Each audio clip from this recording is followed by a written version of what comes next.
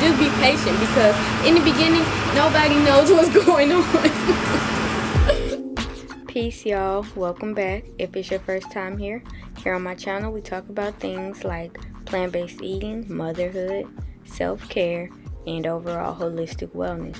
So if any of these topics interest you, make sure you subscribe now so that you don't miss any more videos. Without further ado, let's get started with today's video.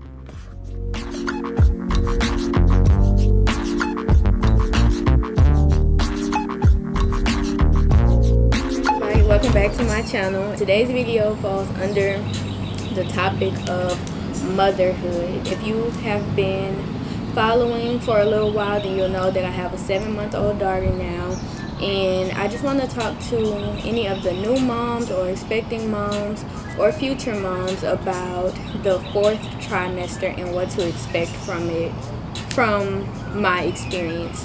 So first off, the 4th trimester is defined as the 3 months following giving birth. So as we all know, pregnancy consists of 3 trimesters divided by 3-month increments, and then that following 3 months with the baby outside of the womb is known as the 4th trimester. What the 4th trimester is basically a period of learning for mom and baby. It's a period of readjusting for mom and baby, and it's a period of recovering, mostly for mom but for baby as well. The first thing is learning, because having a baby is just like having any other new person come into your life, except it's a lot more work and it's a lot more hands-on, but it's a lot of learning. When we meet a new person, we have to learn things about them. We have to learn what makes them feel good. We have to learn what makes them feel bad. Like, we have to learn how we can talk around them, or like, you know, just everything. Everything is learning about a person to be able to show up for them, and it's no different for having a new baby. So the main thing that I had to learn as a new mom is very common, and it's breastfeeding. So breastfeeding is new for mom and baby, and in the beginning it's hard because neither of you know what you're doing. Like, it's hard in the beginning, but it requires a lot of patience, especially if this is something that you want to continue long term, and it requires a lot of understanding. You have to do your research, figure out why you want to breastfeed, to even make it something that you are going to commit to. You have to be knowledgeable on the subject, so you have to learn a lot about what to do, how to eat, how not to eat, and just how to assist your body in producing the milk and being enough for what baby needs. So it's a lot of learning. One big thing, you have to learn how to utilize your support system. I know everybody doesn't have a support system, so especially to the expecting mommies, if you don't already have a support system, go ahead and kind of figure out what that looks like for you, or what you want a support system to look like for you. Even if it's just one person, if it's your partner, or if it's your mother or your father, even if it's just one person, we are not meant to mother alone. So we need someone that's there that can be of support to us.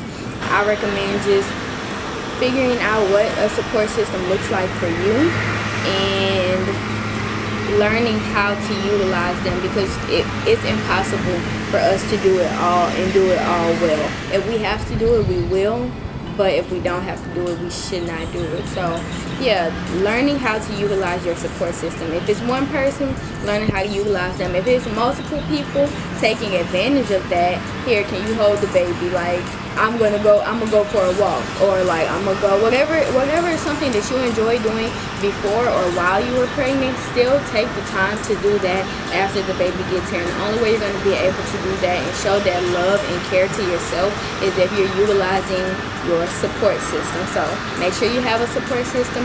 Make sure you are not afraid to utilize it. Learning how to be patient with yourself and your baby. This applies a lot to breastfeeding, but it also applies in every other area of motherhood. You have to, and a lot of times it's easier said than done, and in the moment things can be really stressful, but you have to learn to be patient with yourself. If you find yourself getting overwhelmed or getting flustered, you just have to utilize your support system. Take a breath or take a couple breaths and just kind of reset to prepare for this brand new thing that you're learning. Anytime we learn something that's brand new, we're not always going to catch it like that. And having a baby, because it's so unpredictable and every baby is different, there's really no way to completely prepare for any of the challenges that may arise in motherhood. So just learning to be patient with yourself and being patient with your baby, because just how you don't know anything when it comes to this, like, you know what I'm saying, how you don't know that much, the baby doesn't know that much either. So we can't like look at the baby and be like, expect them to know what's going on, because we don't even know what's going on. So just be patient, because in the beginning nobody knows what's going on. But we figure it out through trial and error and just listening to your maternal instincts and all that stuff, and listening to other moms around you, other mothers around you, and your support system. So yeah, just be patient with yourself, because none of us have it all figured out, and we still all of us are learning. So yeah, that's another thing, learning how to be patient with yourself and your baby. Adjusting. So adjusting was big for me, and I think it just depends on what kind of person you are. But I'm a real routine, I like routine, I like structure, I like things to be scheduled out, I like to know what to expect, when to expect it, all this stuff. I just like for things to go the way I plan them in my mind. I like them to play out just like that. With a new baby, that's impossible. It's not gonna happen. Don't expect it to happen, because at this point, the baby's calling the shots. And like I said, they don't know what they're doing, but they're gonna do it anyway. So the baby's calling the shots. So just be prepared for that. Be prepared to readjust to a totally new way of doing everything. And y'all, I hope I don't make this sound scary, because it's not scary, it's just new. And so you have to be prepared to readjust. Maybe you gotta readjust your wake up time. This past week, I just started waking up at 5 a.m. and I don't have a job yet.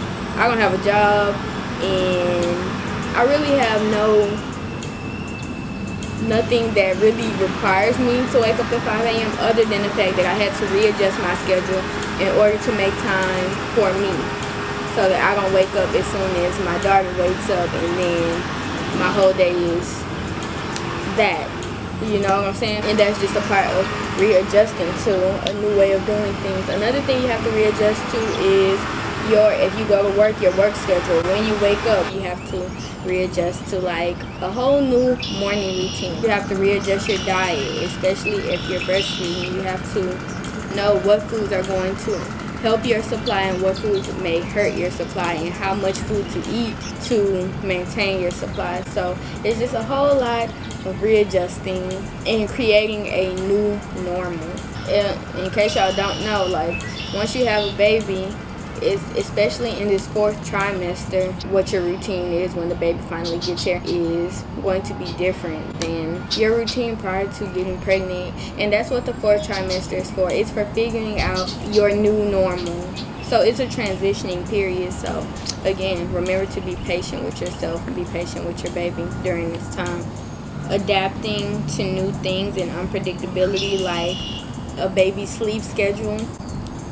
So this is just to get you prepared for the possibilities of what's to come. And then lastly, recovering, which is probably maybe the biggest one, because it covers so many areas. So your mental recovery as well as your physical recovery is a really big transitioning phase within the 4th trimester. So as far as mental recovery, as we all know, when you're pregnant, your hormones can be all over the place, and following delivery, your hormones can really be all over the place. So if you're not familiar with postpartum depression, that's a very big thing after moms deliver, which it can occur weeks after delivery, or it can set on immediately, but it is something that we have to deal with. The important part about the mental recovery and even dealing with postpartum depression, although I did not deal with postpartum depression, I could see how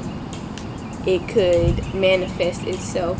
And the most important part is seeking and getting the help that you need in that time, and understanding that it's normal and it's natural and that there's nothing wrong with you. Also, being patient with yourself. Again, that's all through motherhood and all through learning, is being patient with yourself, and even outside of motherhood. But it's important to just understand that mental struggle is normal and that it won't last forever, and as long as you give it the attention and care that it needs, then you will absolutely make it out of that. Also, for recovery is your physical recovery, your body. Another thing that I did struggle with a lot was like dealing with this new postpartum mom body, and I'm still working on it. But before you work on it, it's important to know that it is what it is, honestly. And remember that